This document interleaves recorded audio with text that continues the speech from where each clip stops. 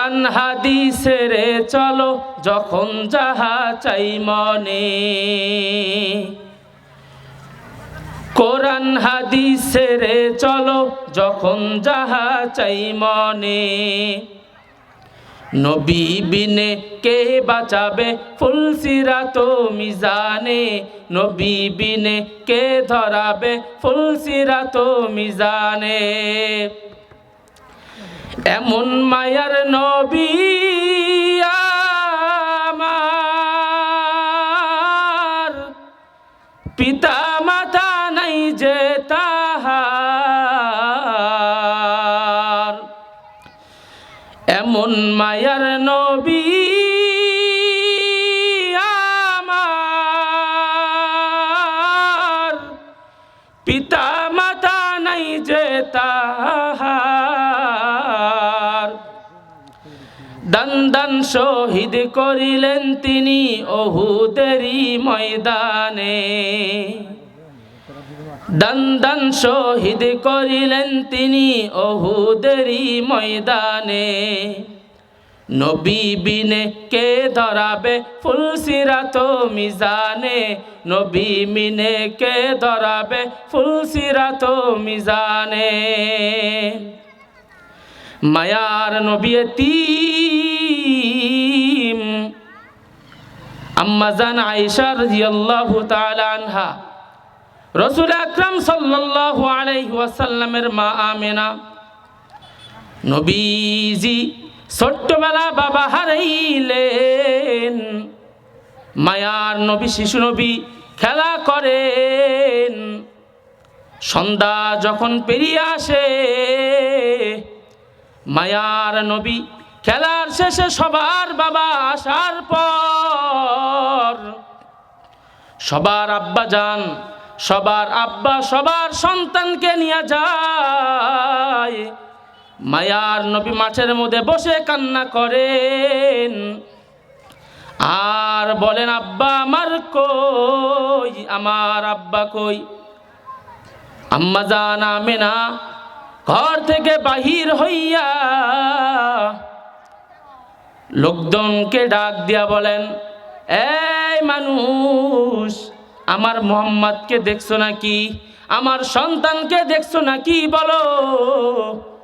লোকজন সব ডাক দিয়া বলেন, মুহাম্মদকে চিনি না।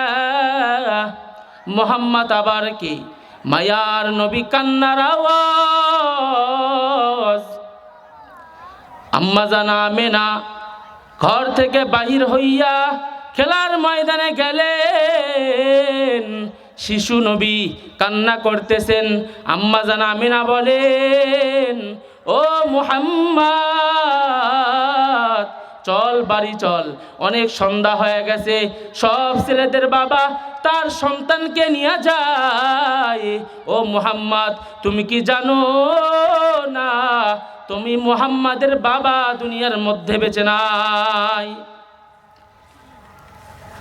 আপনি আমার পয়গম্বর। আম্মা জান আমেনাকে ডাক দিয়া বলে, রে মা, সবার আব্বা আছে খেলার পর, সবার সন্তানকে বাড়ি নিয়ে যায়। ও আম্মা জান, তুমি বলো আমার আব্বা কোথায়, আমার আব্বা কোথায়?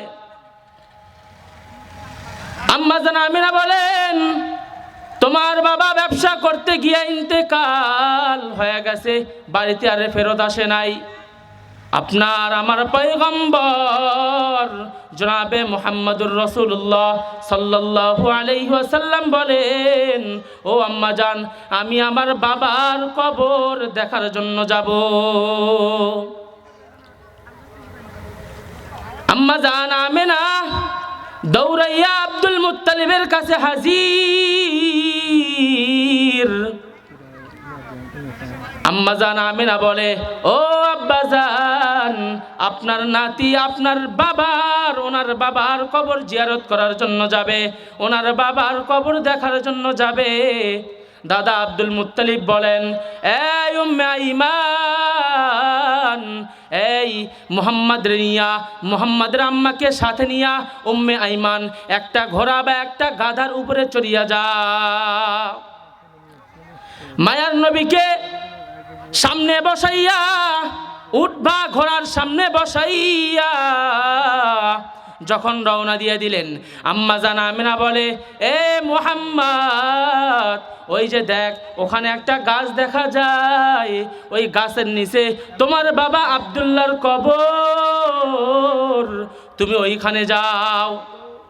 আম্মা জান আমিনা যখন এই কথা বললেন, রাসূল আকরাম সাল্লাল্লাহু আলাইহি ওয়াসাল্লাম এমন ভাবে কান্নার আওয়াজ,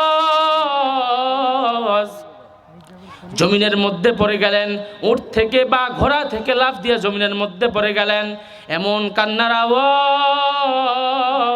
আল্লাহ তাআলা বলেন, এ জিবরাইল, আমার বন্ধুর কান্না আমি সহ্য করতে পারি না, আমার বন্ধুর কান্না আজ পর্যন্ত কেউ সহ্য করতে পারে নাই, আমার বন্ধুর কান্না জমিনও সহ্য করতে পারে না।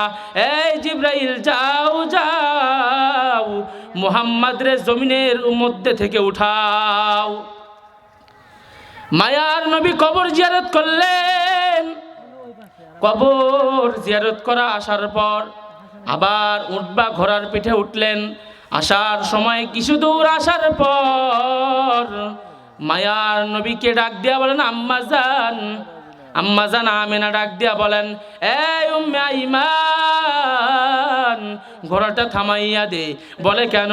বলে, আমার পেটের মধ্যে একটু ব্যথা করতেছে। এই কথা বললেন হযরতে আমিনা। রাসূল আকরাম সাল্লাল্লাহু আলাইহি ওয়াসাল্লামের মা উম্মে আইমানকে আমিনা ডাক দিয়া বলেন, এ উম্মে আইমান, আমার সন্তানকে, আমার মুহাম্মদকে আমার কোলের মধ্যে দিয়া দে। আজ হয়তো মুহাম্মদকে শেষ বিদায়ের দেখা দেখব, আমার হয়তো মৃত্যুর ঘন্টা বাজিয়ে আসছে, মৃত্যুর সার্টিফিকেট চলে আসছে, আমি আর এরপরে কখনো দ্বিতীয়বার মুহাম্মদকে দেখতে পারবো না। উম্মে আইমানকে কথা বলার পর উম্মে আইমান রাসূল আকরাম সাল্লাল্লাহু আলাইহি ওয়াসাল্লামকে মা আমিনার কোলের মধ্যে দিয়ে দিলেন। কোলের মধ্যে দেওয়ার পর রাসূল আকরাম সাল্লাল্লাহু আলাইহি ওয়াসাল্লামকে বলতেছেন, এ মুহাম্মদ, তুমি বাবার কবর জিয়ারত করে আসার পর বাবাকে তো আগেই হারাইছো, আজকে বাবার কবর জিয়ারত করার জন্য আসার পর তুমি আম্মা জানকেও দুনিয়ার থেকে হারায় ফেলবা। আম্মা জান ওখানে ইন্তেকাল করলেন। উম্মে আইমান কিছু দূর আসার পর আব্দুল মুত্তালিব দাদা অপেক্ষা